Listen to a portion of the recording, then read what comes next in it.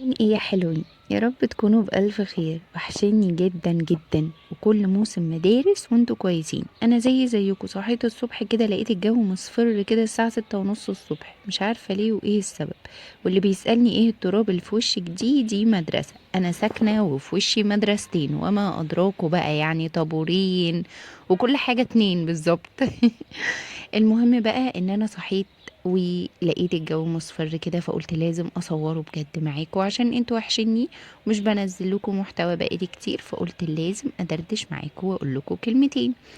ايه رأيكم في المحتوى اللي احنا بننزله؟ انا حاسه ان المحتوى بتاع الحوادث ده، حاسه ان هو كئيب كده وان انا بكتئب قوي.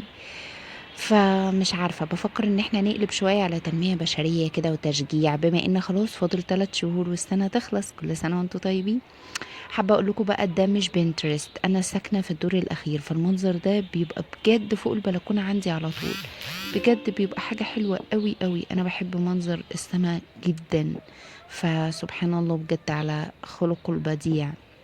المهم اكتبوا لي في الكومنتات اذا كنا فعلا احنا نغير المحتوى بتاعنا ولا نفضل في المحتوى اللي احنا فيه. لان انا بدأت احس ان القناة بقت عشوائية قوي. شوية كانت معلومات، وكانت الريلز كلها معلومات عامة، وبعديها قلبنا على حوادث، ودلوقتي هنقلب على تنمية بشرية. مش عارفة والله يا ولاد، مش عارفة من ايه. انا كنت في حادثة كنت محضراها يعني وكده، والمفروض ان انا هنزل لكم الفيديو بتاعها النهاردة بإذن الله. ولكن انا مش عارفه، بدات احس ان انا بكتئب من الحوادث دي. الموضوع بيأثر في نفسيتي. بجد شايفين شكل السماء شكلها جميل ازاي؟ سبحان الله بجد والله العظيم. حلوه قوي، حلوه قوي قوي قوي. سبحان الله. تنسوش تذكروا ربنا كده في الكومنتات وتقولوا سبحان الله والحمد لله ولا اله الا الله والله اكبر. وهستنى رايكم في الكومنتات عشان رايكم بجد يهمني. وان شاء الله هنزل لكم برضو فيديوهات قريب. وسامحوني اني مشغولة عنكم بسبب المدارس والدراسة.